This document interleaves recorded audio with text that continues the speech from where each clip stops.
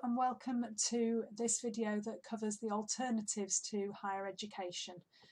We'll be looking at apprenticeships and school leaver programmes in the course of this video, and the options and support available for students applying for those. So to start with some key dates. So our summer careers programme will start in June 2021, and that is after the May half term, when the form time for students and the PSHE days are dedicated to exploring career and higher education options, and allows students the time to prepare a CV and draft that they can use if they're wanting to apply for apprenticeship opportunities, and to explore some of those school leaver opportunities and apprenticeships that are available to them. And hopefully by that point we might be able to get some employers into school to talk to students about the experiences. Normally by this point in the year we'd have done that, so hopefully we'll be able to get some people in live at that point.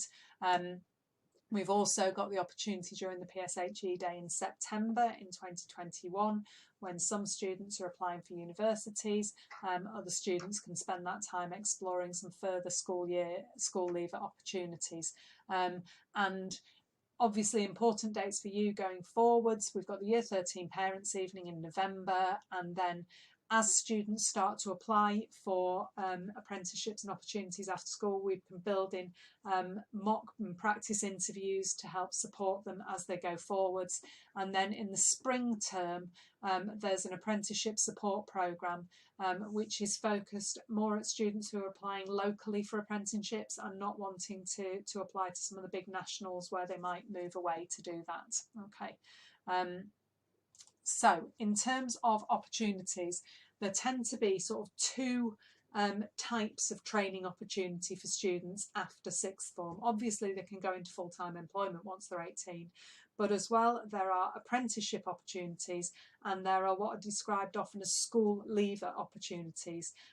Apprenticeships follow a prescribed set of apprenticeship standards laid down by the government in each field of work, and there are outside external assessments of those. There's a set minimum wage scale for apprentices and minimum hours that you have to complete as part of an apprenticeship.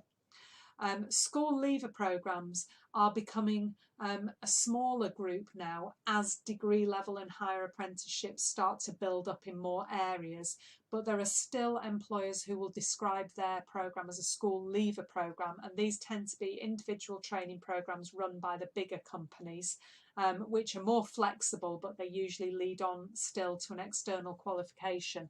But as I say, there's some crossover now between the higher level apprenticeships and the school leaver programmes, so there's fewer described as a school leaver programme now than there used to be. Okay, so in terms of levels of apprenticeships are offered a range of different levels, and it's as well to understand what these are equivalent to. So an intermediate apprenticeship is equivalent to level 2, so that's your GCSE level apprenticeship. So that's the level that you could go into having left school with GCSEs, or having left school with a lower range of GCSEs, because it gets you up to GCSE level. Advanced apprenticeships are level 3. Those are the ones that are equivalent to A level. So if you have good GCSEs, it's possible to go in at advanced apprenticeship level depending on what area you're going into. But likewise, some people will go with A levels into an advanced apprenticeship, which is the same level of study, but if you need to study your industry level qualifications at that level as well as your academic level qualifications, then you may well start at advanced level. Most people with A-level qualifications are able to go in at higher level apprenticeship or degree level apprenticeship if those are available to you. A higher apprenticeship is what we'd call a level 4-5. So that's at HNC, Higher National Certificate, or foundation degree level. And then degree apprenticeships are equivalent to an undergraduate degree. You gain an undergraduate degree as part of your apprenticeship programme. So those are the different levels. But as I say, depending on the field that you go into and the type of company you go with, sometimes companies will ask A-level students to start at advanced level with the idea that you'd move through that fairly quickly and be able to move on to a higher level apprenticeship. And sometimes it's about this company is investing in you and investing their money in your training, and they want to make sure that it's worth investing in that longer term degree level apprenticeship by seeing how you perform on getting the equivalent to what you've already got, but specifically in their industry. So I suppose the message is not to discount advanced apprenticeships, depending on whether you want to stay locally and what type of company you want to work with, but the sort of progressive apprenticeship, the one that's a step up from what you're doing at the moment, is the higher apprenticeship and the degree apprenticeships. And while 2 or 3 years ago there weren't many of these available, more and more are coming on speed now, and so you'll find that there are a good range available in those. Okay. Oh, sorry, that's gone backwards. So here are a couple of examples of people who've gone into those higher apprenticeships. So Chloe Green's been an apprentice with Craven District Council, and she started after A-levels on an advanced apprenticeship in a business support role to get that level 3 qualification in the industry specific things that she needed to be able to do, and then moved on to a higher apprenticeship in business, which will get her a foundation degree as she's moved forward. So that's one way of moving on. Okay, you've got a couple of apprentices there again who've gone into accountancy, and for accountancy, often if you're starting with a more local firm, they might start you at the advanced apprenticeship level where you get your accountancy technician qualifications, and then if you do well there, you can then move on to that degree level qualification in accountancy. So a lot of local firms will work at that level. Okay, in terms of your earnings and your working hours, if you're going into apprenticeship, there's a minimum apprenticeship wage of £4.15 an hour. That's going up in April to £4.30. But that is the minimum wage that's usually applied to those intermediate apprenticeships. Most higher or degree level apprenticeships earn considerably more than that minimum apprenticeship wage. And the average salary for a degree apprenticeship last year was around 18,500. So not a bad salary for somebody leaving with A-levels, and you're getting your training and your qualifications paid for on top of that. If you compare that with taking on a university debt of 9,200 for your fees and another 9,200 for your maintenance, then actually an apprentice on degree level apprenticeship is earning as much per year as somebody who is university is accruing in debt. So it's not a bad deal in that sense. And you might also get other employee benefits. So there's often sort of cycle schemes where you can get discounted bikes for cycling to work. Often companies do gym discounts and various other things. So there's often employee benefits that go with being an apprentice, but you are an employee. So even if you're doing a degree level apprenticeship, you won't have university holidays. You'll get that employer's standard holiday entitlement, which is often 20 days plus bank holidays. You'll have a minimum of 30 hours a week employment or training, but most apprenticeships again work a standard 37-hour working week. So you've got that expectation there that if you're going into an apprenticeship, you've got a working week, and then often you've got studying to do in your own time on top of your work, on top of your day job. So apprenticeships are by no means an easy option, and you earn your salary if you're doing them. But if that's a route where you want to get into earning and you want your learning to be related specifically to that, they're a good route for students to go into if you can find that option in your area. But again, because companies are paying you, they're very competitive and the expectations are very high. So while you're paying to go to university and you're effectively the customer, and universities want to get more people in through the door to do their degrees, in an apprenticeship they want the right person to do that job, and so it is distinctly more competitive to be able to get these degree level apprenticeships sometimes than it is to get onto degrees at university. And applying for apprenticeships is not necessarily as straightforward as applying to university. There is no one-stop shop, unfortunately. So whereas applying for university, you've got the UCAS form, and it's a common application form that goes to all your different courses, and there's a common process of how to do that. It's different for apprenticeships. So you've got 3 basic routes for how to find and apply for apprenticeships. One route is to search through a college or university provider, because all apprenticeships have an employer, but they also have a partner college or a partner university who provides the qualification side of things. So you can check the vacancies on college websites or look for degree apprenticeship collaborations, like Manchester University have a collaboration with KPMG, and you apply for that through UCAS.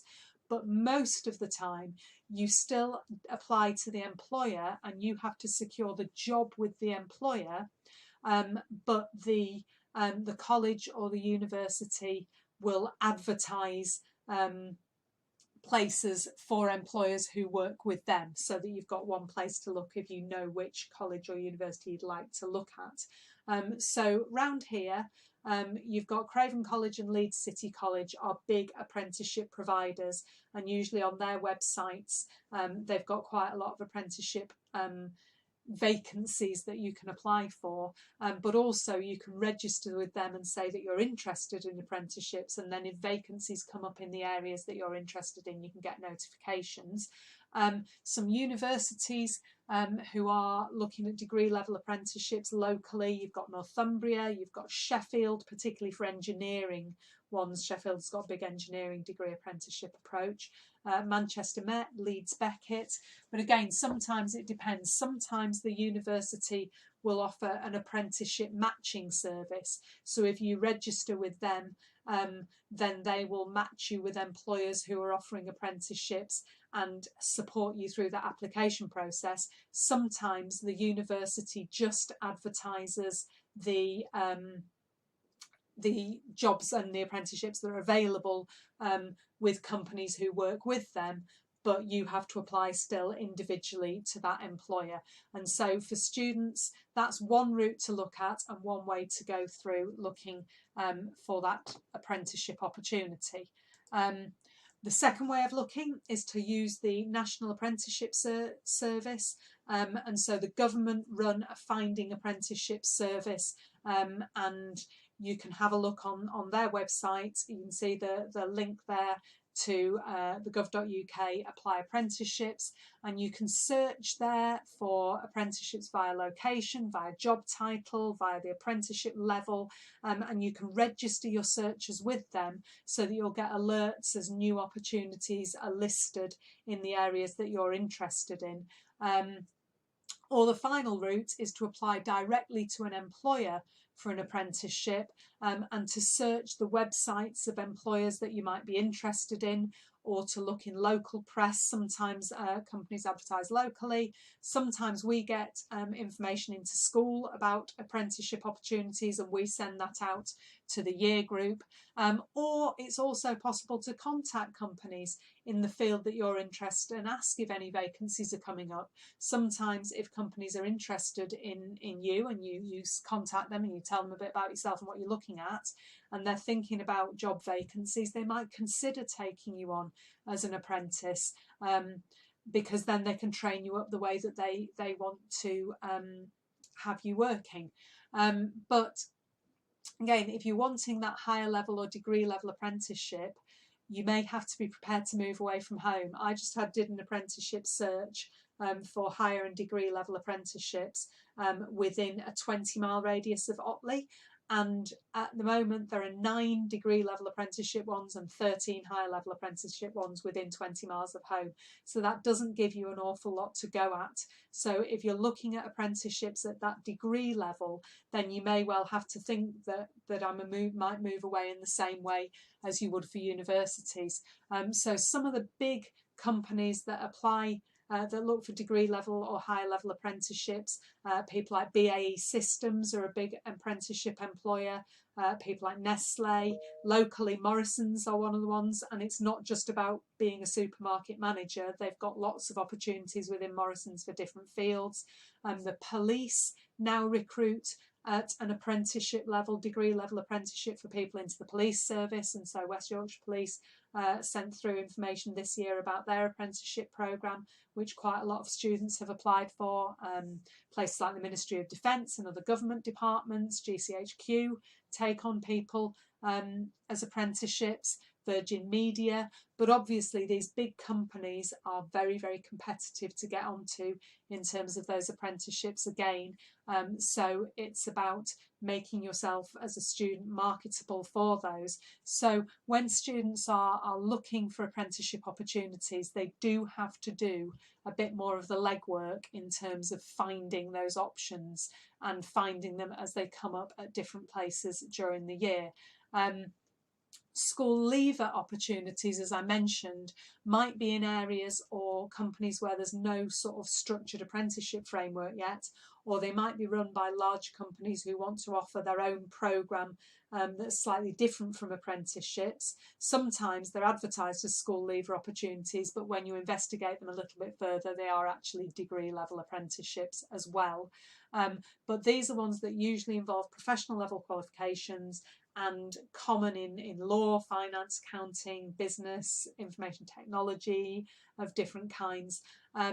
Often if they're advertised as school leaver programmes, they're very competitive. They've got entry requirements similar to the top universities. So they're looking for strong A-level results. They're looking for evidence of wider extracurricular achievements, wider personal achievements, your personal development. So it's important for students going for apprenticeships that they have got that wider range of opportunities, that they've taken part in enrichment or Duke of Edinburgh, or they've been part of student leadership or coaching in their sports, or taken part in team sports, or learned a musical instrument up to a high level. So things that show that you've got that level of personal development. And again, these programmes are all different, and they need a bit of research from the student to find out what's required, how the applications work. Some of them use assessment centres or online testing is more common at the moment during the COVID crisis as part of the recruitment process. So they'll have those selection tests, as well as telephone interviews and face-to-face interviews as part of that process. But again, each one's different, so students have to look into those. And I've listed on this slide some of the companies that have traditionally run these big school leaver opportunities. As I say, some of them are moving more towards degree apprenticeships, but they still will advertise their school leaver programmes. So you've got those to have a quick look at there.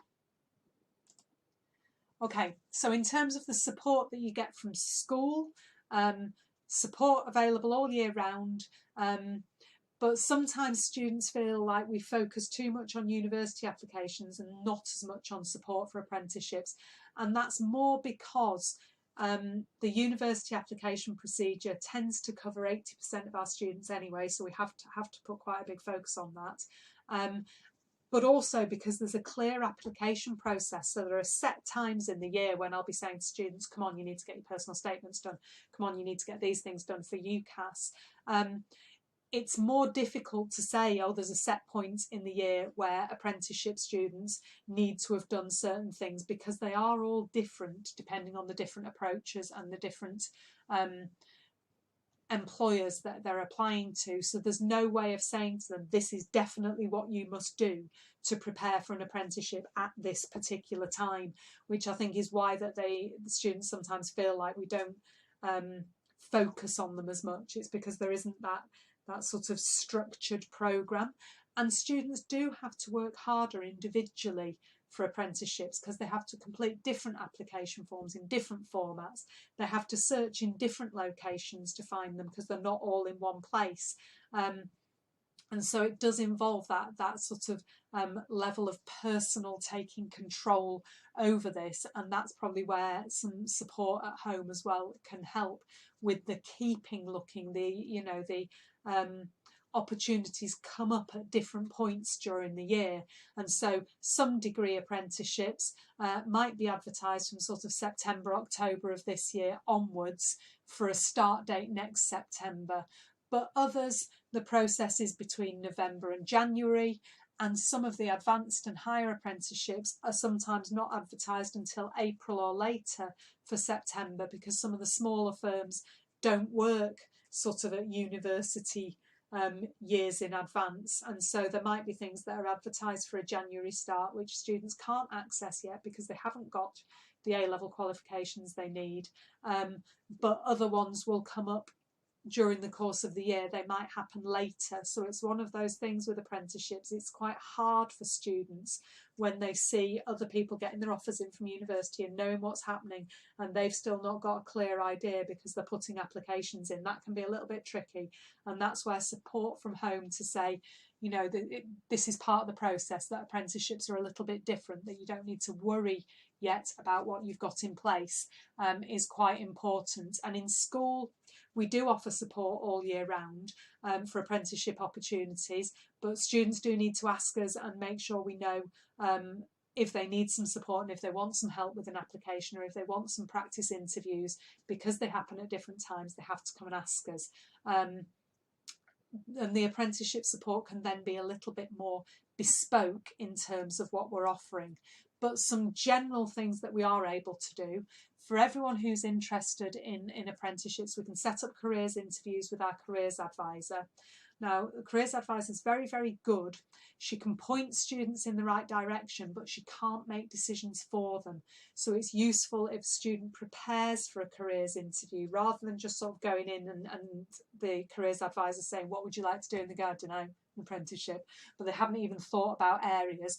For a student to get the most out of a careers interview, you need to go in prepared and thinking about different areas that you could explore, and then Mrs. Robinson's able to give sort of more targeted advice and support there, and usually she'll help the student look at different places they can look and help guide them in the direction of where they can find the information, but they will leave the student with some research to complete for themselves that they've got to go away and have a look at. The other thing we do in school is during PSHE days, we give time to create CVs and personal statements in a generic kind of way, and our Unifrog careers support system has got templates and advice and support about creating those. But then each of those has to be tailored according to the particular job application. And we do some sessions on PSHE Day about reading a job specification and making sure that your applications address the job specification, so you've got that good chance of getting your application accepted. As I've said before, we also run practice interviews and support with completing application forms if students need it. They just need to come and ask for that level of support, and we can do that. And as well, for students who haven't necessarily secured degree level apprenticeships from those big companies, but are looking for more local apprenticeships, which occur, as I've said, more often after Christmas, then in the January to Easter term, we try to set up work shadowing opportunities or chances to at least meet professionals in the field that students are interested in. We run application preparation sessions which deal with telephone interviews, with CV writing, with how to approach application forms, and so students can have that opportunity, and helping them with the search process in that period of time. We also run during the PSHE days in normal years employer talks and meetings with current apprenticeships. At the moment, I've been sending out to students opportunities to do that virtually and look at virtual employer insight events that are happening and virtual apprenticeship information, so that they've got that opportunity to explore there. Okay, as with university, we'll provide references for apprenticeships, we'll provide predicted grades, And as with university, these aren't always the same as their MEA grades or the predicted grades on the progress report. I will send out the same type of optimistic predictions for students going for apprenticeships. However, sometimes we've got to be a little bit more realistic for apprenticeships, because while universities might say, oh, we want 3 A's, and they'd actually take someone with an A and 2 B's, for apprenticeships, often if they're saying we want someone with an A and 2 B's, they want someone with an A and 2 B's. So we've got to make sure that we're giving predictions that will give realistic job offers and won't lead to disappointment if the student doesn't necessarily get those grades. But we'll provide those in whatever format the employer's wanting, and that differs according to different people throughout the year. Okay. When students are thinking, well, should I go for the apprenticeship route, or should I go for the university route, or should I go for both? As I've said, a lot of our students have managed to secure degree apprenticeships in previous years, and it's been a growing number, but they are competitive and there are fewer of them compared with university places.